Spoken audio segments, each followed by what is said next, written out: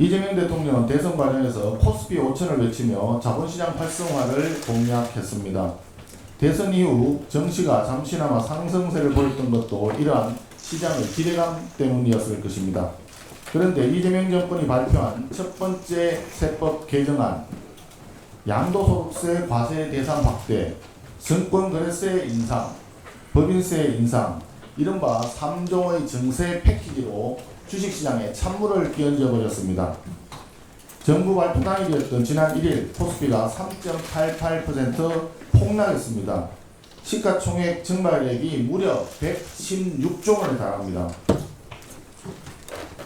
정부가 12조 원 규모의 추경으로 어렵게 만들어낸 소비 쿠폰 효과가 사실상 116조 원의 시가총액 증발로 인한 소비력 8조 원 증발로 모두 사라지게 되었습니다. 뿐만 아니라 세제 개편과 30조 원 추경 정책은 서로 상충되는 정책입니다. 경제를 살리겠다면서 하루는 돈을 뿌리고 다음 날은 세금을 걷어들이겠다. 이런 정책은 전형적인 포퓰리즘 정책에 해당이 되며 확장 재정과 증세가 동시에 추진되는 자기 모순의 극치라고 할 것입니다. 이번 세법 개정안이 자본시장에 미치는 충격은 일시적인 수준을 넘을 것 같습니다. 양도세 과세 대상이 확대되면 매년 말 절세 목적의 매물이 쏟아지면서 정시는 구조적 불안에 고차가 될 것입니다. 투자 심리가 위축되면 기업 가치와 국민 재산에도 치명적인 손실이 초래될 것입니다. 세제 개편안에 반대하는 국회 국민동의청원에 이미 12만 명이 넘는 국민이 참여했습니다. 국민적인 우려가 크다는 방증입니다.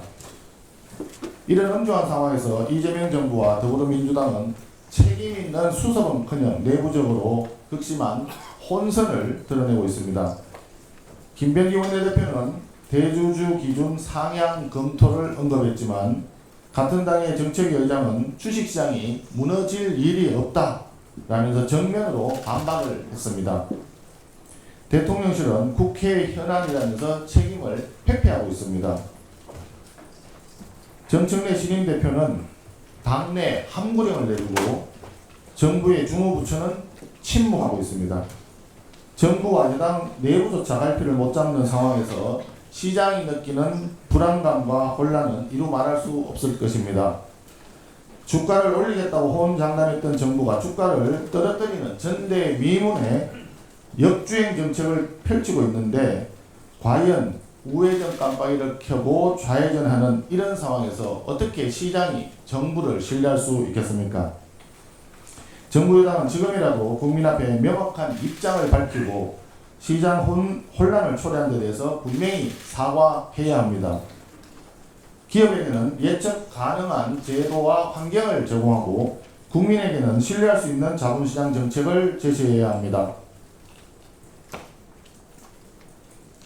지금 정청래 당대표가 우리 국민의힘을 향해서 지난 일에 대한 사과가 있기 전에는 악수도 하지 않겠다고 얘기했는데 오히려 국민들은 더불어민주당에 대해서 이렇게 얘기하고 있습니다. 시장에 혼선을 초래하고 국민의 신뢰를 떨어뜨린 세제 개편안 나쁜 정책 사과하지 않는 한 국민들은 정청래 위원장과 악수하지 않을 것이다. 국민들은 그렇게 말씀하고 계십니다. 우리 국민의힘은 반시장적, 반기업적 정책에 대해 단호히 맞서 싸우겠습니다. 대안 있는 야당으로서 합리적인 세제 개편 방향과 자본시장 육성 방안을 마련해서 국민의 삶과 경제 회복에 실질적인 해법을 제시하도록 하겠습니다.